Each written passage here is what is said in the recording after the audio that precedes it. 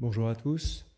Alors la lourde tâche m'incombe de vous résumer l'histoire en 5 minutes pour préparer l'avenir ensuite. L'histoire va commencer dans les années 60 et puis on va avancer comme ça jusqu'à aujourd'hui. Et je vais vous faire un petit parallèle avec l'histoire de l'ordinateur pour que ces deux histoires puissent converger à la fin du topo. Alors avant le métal, il y avait le plâtre et la tente. Les patients restaient hospitalisés pendant de longs mois. On pouvait faire des greffes sous plâtre. Et on essayait surtout de stopper l'évolution plus que d'avoir une correction. Les premières tiges arrivent dans les années 60 avec la tige d'Arrington. C'est une tige en inox qui fait un diamètre 6,35. La philosophie, c'est une distraction concave pour restaurer une face. Par contre, ça rendait les dos plats.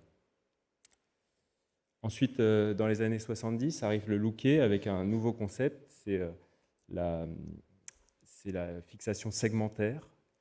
On avait deux types de tiges, 4,8 et 6,4, et la tige de 4,8 cassait plus. Ce qu'on pouvait voir aussi, c'est qu'on commençait à cintrer les tiges sans vraiment avoir de pilotage du profil.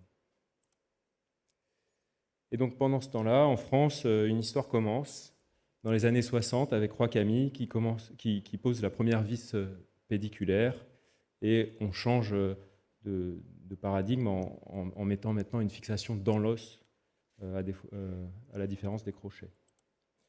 Dans les années 80, Cottrell-Dubousset utilise des tiges en acier toujours inoxydable de diamètre 6,7 strié pour avoir une attache au crochet.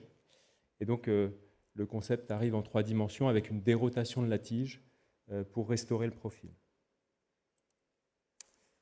Dans les années 90, Steb développe le cintrage in situ. Cette fois-ci, on insère la tige en lui donnant la forme du rachis, et ensuite on corrige la déformation en donnant au rachis la forme de la tige. Et donc, comme on a pu le voir sur la frise d'en bas, pendant toutes ces années, on est passé d'un PC qui était dans une armoire avec des lampes à l'ordinateur portable. Alors, difficile de vous parler de tige et de cintrage sans vous montrer cette frise qui montre l'évolution des connaissances sur l'équilibre sagittal et les paramètres pelviens. Et encore une fois, on voit que c'est une histoire made in France. Alors bien sûr, le cintrage a des écueils. Il y en a qui disent que c'est même le maillon faible, des entailles sur la tige.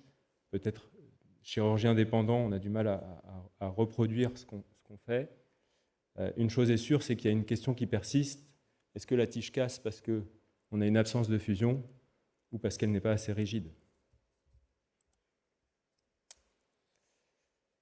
Alors on a cintré des tiges pendant près de 60 ans, comme on a monté des PC au tournevis. Et maintenant, à l'aide de l'ordinateur, on peut prévoir en amont un cintrage de tige, préparer son intervention. Est-ce que ça va résoudre les problèmes qu'on a énoncés plus haut?